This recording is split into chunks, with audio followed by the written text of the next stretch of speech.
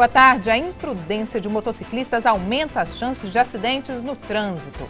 Perdeu algum documento? Calma, vamos mostrar onde eles podem ser encontrados. Hoje encerramos a série de entrevistas com os candidatos ao Senado. O convidado de hoje é Neucimar Fraga, do PV. 5 de setembro, Hora News dessa sexta-feira está no ar.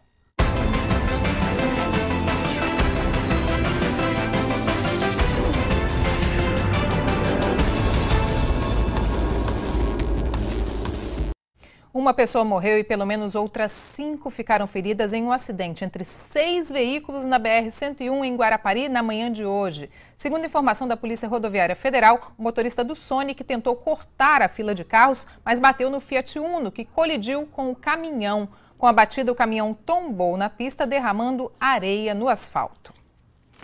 E a gente continua falando de acidentes. Ontem nós noticiamos aqui no Hora News que um motoqueiro morreu após avançar o sinal vermelho em Vila Velha. Ele bateu em um ônibus e não resistiu. Hoje voltamos às ruas para mostrar que a imprudência e a falta de respeito à legislação podem continuar a fazer vítimas no trânsito. Logo nas primeiras horas da manhã, o cenário na Grande Vitória é esse. É carro que não acaba mais. E lá no meio deles, motociclistas. E olha só como eles andam.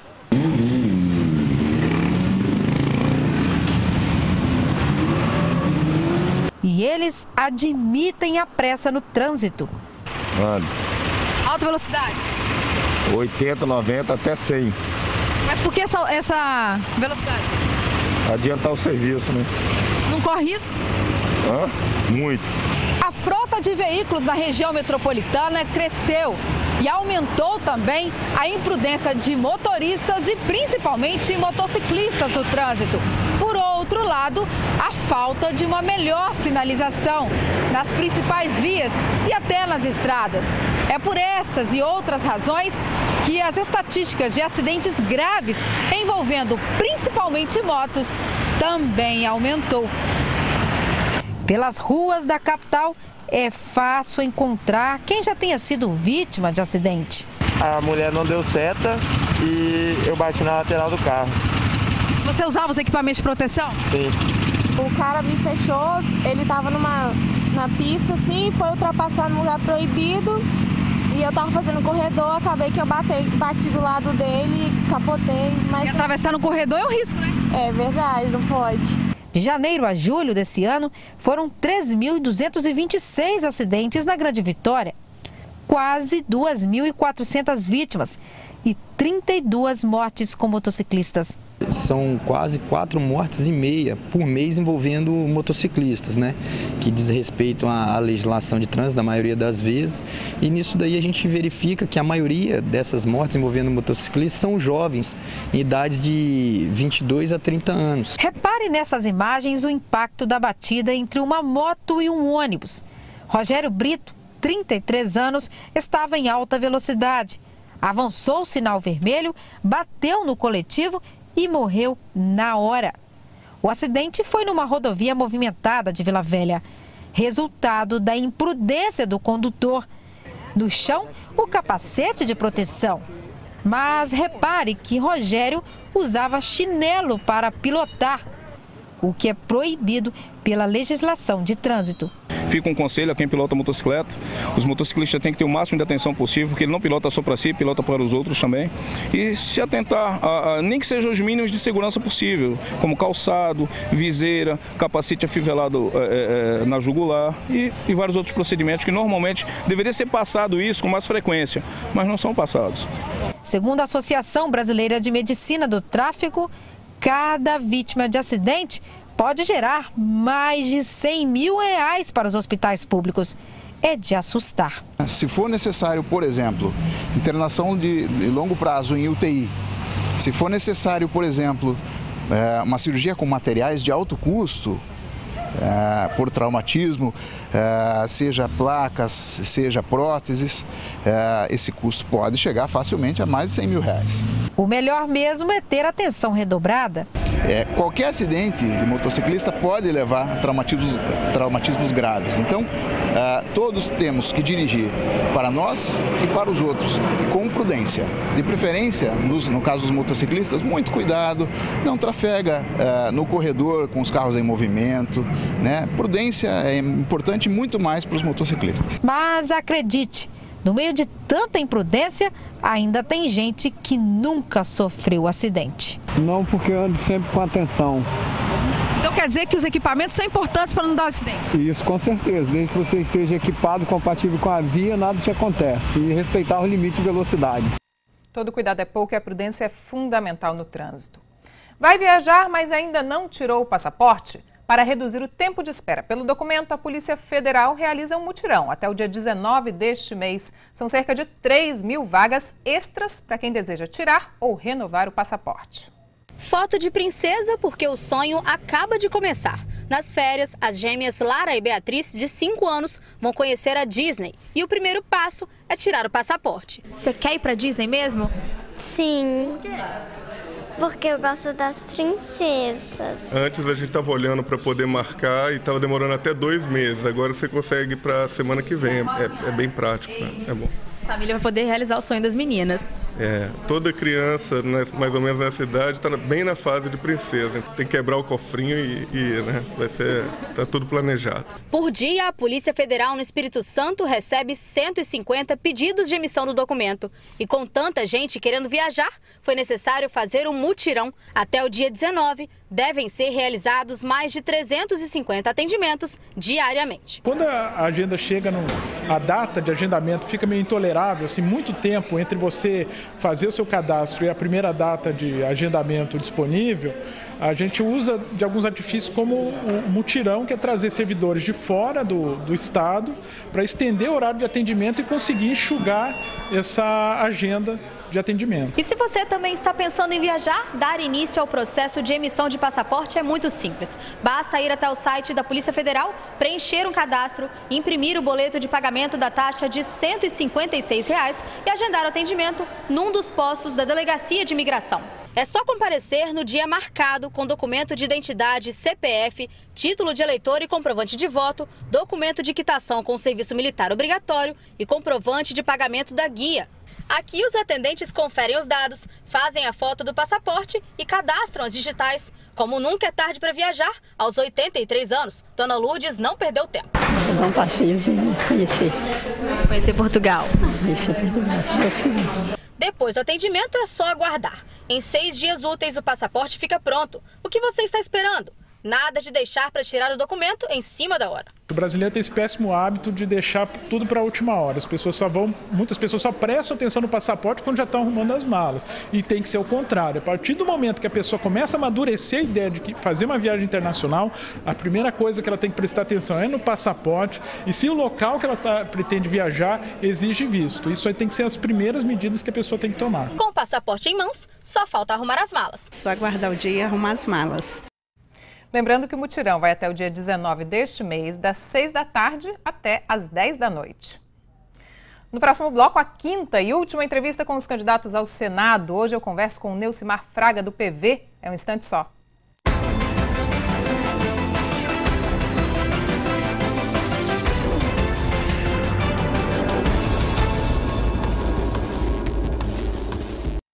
O Ara News Espírito Santo faz hoje a quinta e última entrevista da série com os candidatos ao Senado. A ordem foi definida por sorteio com a presença dos representantes dos partidos. Nosso convidado de hoje é o candidato Neucimar Fraga, do PV. O tempo da entrevista é de 8 minutos, a contar da primeira pergunta. Boa tarde, candidato. Obrigada pela sua presença aqui. Boa tarde a todos.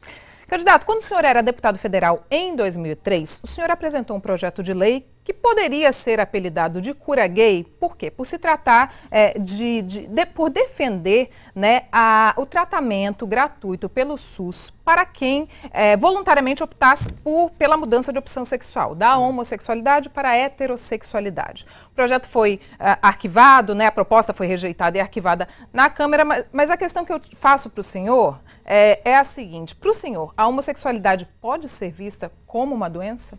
Claro que não, inclusive ela foi tirada da CID, Classificação Internacional de Doença, em 1977, portanto, só existe cura para quem está doente. Foi um equívoco da interpretação do projeto, eu não acredito dessa forma, tenho um respeito muito grande. A Bíblia diz que um dos maiores dos mandamentos é amar a Deus sobre todas as coisas e amar ao próximo como a si mesmo. Quem ama ao próximo respeita o seu direito, nós temos que respeitar as opções das pessoas. O senhor hoje, então, não faria uma proposta como essa? Não está no debate nesse momento. Ok. Com relação a essa disputa do senhor ao Senado, né? A primeira eleição que o senhor disputa após ter sido prefeito de Vila Velha durante 4 anos, ter tentado a reeleição, né, e ter perdido no segundo turno. Como Vila Velha é o maior colégio eleitoral do Estado, o senhor acredita que o que demonstrou, né, o que foi mostrado nas eleições para a Prefeitura de Vila Velha, que o senhor teve uma rejeição, né, do eleitorado lá, isso pode influenciar agora nessa candidatura, candidato? Eu não acredito. O candidato na eleição não é avaliado só pela gestão. O candidato não é avaliado só pelo que fez, muitas vezes pelo que falta fazer. E o que falta fazer na cidade, às vezes, é mais do que se faz. Então, eu disputei a eleição em Vila Velha, fiz um mandato coerente com a cidade, tivemos muitas conquistas na cidade de Vila Velha durante o nosso mandato. Vila Velha é uma cidade que era uma cidade dormitório, hoje é uma cidade que tem 2 novos shopping centers. Vila Velha hoje, já durante o nosso mandato e até agora, é a única cidade do país que tem um poder de consumo maior que a capital. É uma cidade que mudou os ares de 2009 até agora. Então, o que está em jogo num processo eleitoral, muitas vezes, é o interesse político, é o domínio político. E nós tivemos uma influência política muito grande do ex-candidato a governador nas eleições de Vila Velha, foi eleito um prefeito. Hoje eu ando pelas ruas e as pessoas falam, nós queremos você como prefeito da cidade. Mas eu tenho um projeto de ser candidato ao Senado e espero o reconhecimento como tenho sido reconhecido até agora, não só em Vila Velha, mas em todo o estado do Espírito Santo. Infelizmente, no país, muitas mulheres morrem, principalmente mulheres pobres, né, por conta de abortos mal sucedidos. Com relação a essa discussão acerca da liberação do aborto, o senhor é a favor ou contra? Eu sou a favor da vida e sempre vou defender a vida. E aquilo que a legislação já prevê sobre as possibilidades de aborto, nós temos que concordar. Agora, de forma bem clara, eu sou totalmente contra o aborto livremente, como as pessoas querem fazer. Querem tirar simplesmente por tirar. Nós vivemos num país, por exemplo, onde a mulher não tem direito de fazer a ligadura. Uma mulher que não quer ter mais filhos, o SUS não dá assistência para fazer a ligadura. Olha, quem tem um filho e quer fazer a ligadura e não quer ter mais filho, não tem o direito sobre o seu corpo, ele na hora de abortar tem que ter. Então, eu, inclusive, fui autor de um projeto de lei durante o meu mandato de deputado federal, que diz que qualquer mulher, a partir dos 18 anos de idade, que, tendo ou não filho, que optar por não ter filho, que o SUS pudesse fazer a ligadura dela. E tem alguns movimentos que são contra. Ora, são contra uma mulher fazer a ligadura para não ter filhos, mas esse mesmo movimento é a favor do aborto para tirar a vida de uma criança que está no útero. Então eu sou a favor da vida e vou continuar defendendo, sou contra o aborto, da forma discriminada como estão querendo. De acordo com o que já prevê a legislação, sou totalmente favorável. Questões de saúde, nesses casos específicos, então, né? Outro tema polêmico é a liberação do consumo de maconha no Brasil. Com relação a isso, qual é a sua posição, candidato? Olha, quando nós tivermos no Brasil as portas das faculdades públicas e privadas liberadas para a entrada de todos os jovens que querem fazer curso superior, quando nós tivermos as portas dos hospitais públicos e privados liberados para todo mundo que está doente ou precisando de um tratamento ser tratado, eu poderei ser a favor. E com relação à redução da maioridade penal, cada vez mais a gente noticia aqui, né, a gente vê nos veículos da imprensa e cada vez mais a gente a gente comprova que há mais menores na criminalidade. O senhor é a favor da redução da maioridade penal de 18 para 16 anos? Olha, nós temos no país um desafio muito grande, nós temos que fazer uma reformulação total do nosso Código Penal. Nós não vamos resolver o problema da violência somente reduzindo a maioridade penal. Nós temos que fazer uma reforma no nosso Código Penal, as nossas leis são frouxas. Nós temos que fazer uma reforma no nosso Código de Processo Penal para que nós possamos dar mais agilidade nos julgamentos para evitar a impunidade. Foi aí até que eu escolhi como meu primeiro suplente o Tenente Pedrinho da Polícia Militar, que é um mestrado em segurança. O meu segundo suplente é o professor Leonardo Loyola, que é professor de Direito Processual Penal, para que nós possamos debater, dialogar e discutir com a sociedade novas proposições na legislação, no Código Penal e na Constituição, para que nós possamos produzir instrumentos eficazes no combate à violência. Agora, eu não posso concordar com um rapaz de 17 anos que tira a vida de um pai, ou de uma mãe, ou de um filho. Ele, ao completar 18 anos, se torna uma ficha limpa, porque ele matou com 17 anos, não tinha 18 anos ainda. Eu sou totalmente a favor da penalização do menor infrator residente no Brasil. A reforma política se arrasta há anos no Congresso Nacional e um dos pontos polêmicos é o que prevê financiamento público de campanha. O que o senhor acha dessa proposta? Acredita que essa medida seria suficiente para acabar com o chamado Caixa 2 de campanha? Eu acho que é uma medida importante, mas não da forma como o PT e o PMDB querem aprovar no Congresso Nacional. Na verdade, eles querem aprovar uma lei onde nós vamos ter um abuso de poder econômico com dinheiro público. Porque eles querem dividir os recursos do financiamento público de campanha de acordo com a bancada de cada partido na Câmara. E nós temos que ter um financiamento público de campanha de acordo com cada candidato. Todo candidato tem que receber o mesmo valor. Não é porque o PT tem 90 candidatos que um candidato do PT vai receber 100 vezes mais do que um candidato do PSOL. Então, eu sou a favor do financiamento público de campanha, desde que os valores destinados ao financiamento sejam iguais para todos os candidatos. Da forma como o PT e o PMDB, que dominam o Senado e a Câmara, querem fazer, nós vamos ter um abuso de poder econômico com dinheiro público. E isso eu sou contra, mas sou totalmente favorável ao financiamento público de campanha de acordo igualitário em todos os candidatos. Bom, a gente tem aí ainda 1 minuto e 3 segundos para suas considerações finais, então, candidato. Pois é, eu quero ser candidato a senador do Estado do Espírito Santo para defender o Espírito Santo no Congresso Nacional. Quero defender a inclusão do Espírito Santo nos grandes projetos nacionais de infraestrutura portuária, ferroviária, rodoviária e aeroviária. Quero defender os interesses dos segmentos produtivos e sociais do nosso Estado lá no Congresso Nacional. Eu quero defender uma reforma onde nós possamos ter o fortalecimento dos municípios. Quero defender mais verba para financiar a educação e a saúde no Brasil. Vou defender uma reforma profunda no Código Penal para endurecer as penas contra alguns crimes e também defender agilidade no Código de Processo Penal para o julgamento de alguns crimes do país. São por essas e outras razões que eu quero ser candidato a senador do Estado do Espírito Santo, honrando e respeitando o voto de cada eleitor. Está na hora de mudarmos a composição do Senado e eu peço seu voto, Neucimar 433. Ok, candidato, muito obrigada pela sua presença aqui. Uma boa tarde. Obrigado, eu que agradeço a oportunidade de estar aqui com vocês. Nós da Record News esperamos que com essa série de entrevistas com os candidatos ao Senado tenhamos cumprido o compromisso de levar a você, eleitor, as informações que podem ajudá-lo a definir o voto. Vale lembrar que as entrevistas feitas aqui com os 5 candidatos ao Senado pelo Espírito Santo estão disponíveis no nosso site www.simnoticias.com.br.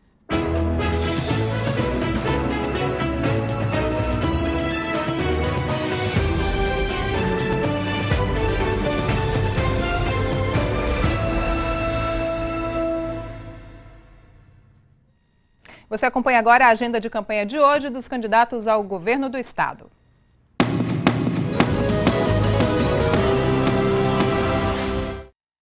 Hoje à tarde, Paulo Artung, do PMDB, faz caminhada no centro de Muniz Freire e em seguida na Feira Livre de Venda Nova do Imigrante.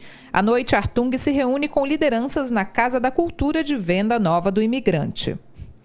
O candidato à reeleição, Renato Casagrande, do PSB, faz caminhada em Itapemirim hoje à tarde. Roberto Carlos, do PT, grava programa de TV para horário eleitoral gratuito durante a tarde. À noite, participa de plenária do PT em Colatina. Os candidatos Camila Valadão, do PSOL, e Mauro Ribeiro, do PCB, não foram divulgadas até o fechamento desta edição. Perdeu algum documento? Veja onde ele pode ser encontrado. A gente te mostra no próximo bloco. Eu volto já.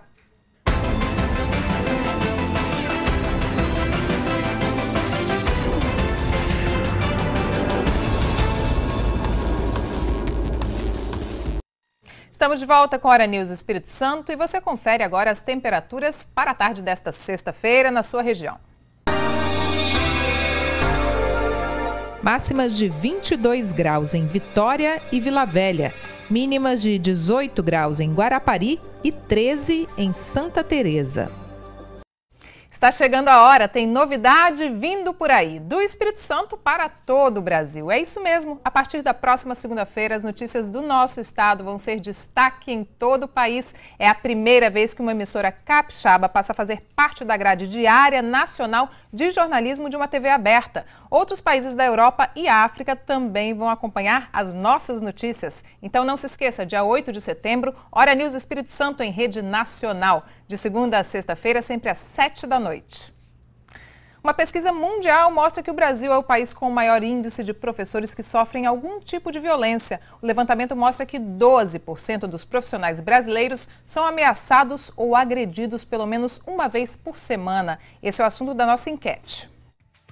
Você acredita que isso desestimula os profissionais da área? Sim ou não? Vote, dê a sua opinião. O site é o www.sinoticias.com.br.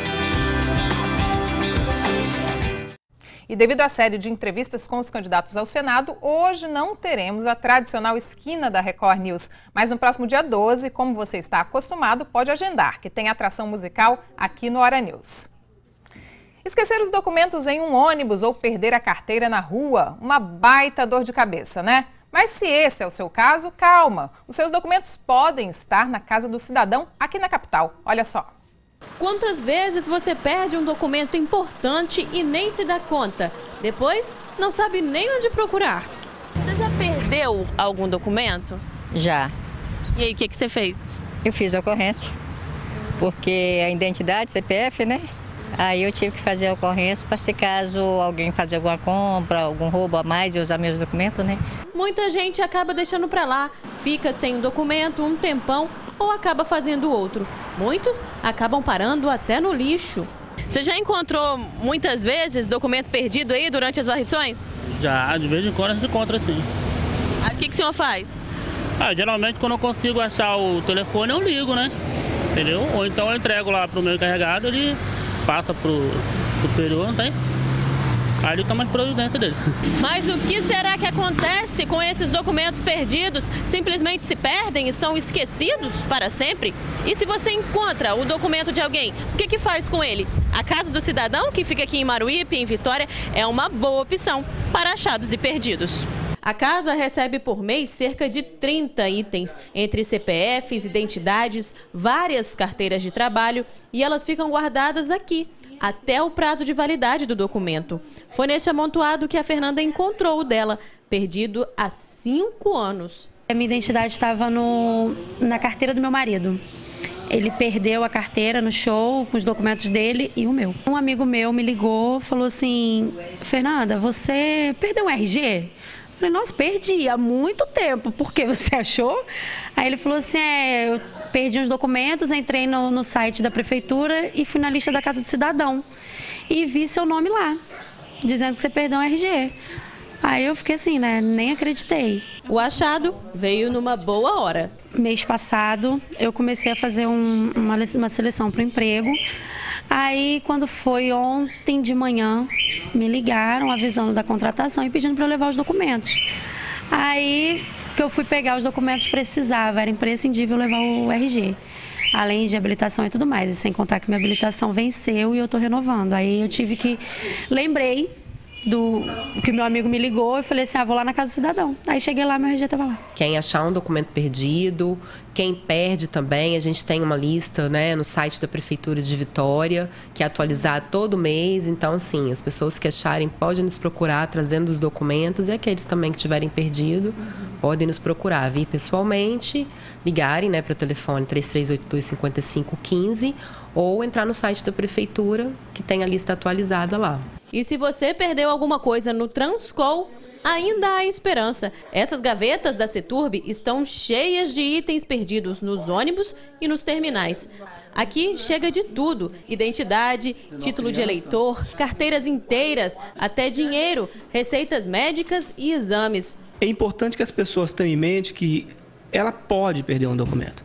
E se ela tiver dentro da carteira pelo menos um e-mail válido, a gente consegue localizar. Já aconteceu de chegarem exames aqui, teve exemplo do Sara Kubitschek, em que a pessoa tinha uma cirurgia marcada, estava com toda a documentação e esqueceu dentro do ônibus, né?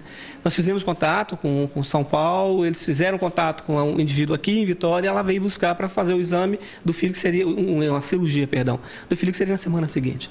Então é importante ter condições de identificar, nem que seja um telefone importante para a gente poder devolver. Os itens ficam guardados por 1 mês e os nomes dos donos são listados no site da CETURB. É só dar uma conferida. Afinal, eu não quero, em momento algum, a gente quer ter um armário cheio de documentos perdidos. Então, o interessante é você receber, devolver, para a gente ver o sorriso da pessoa que recebe o documento quando perde. É muito legal isso.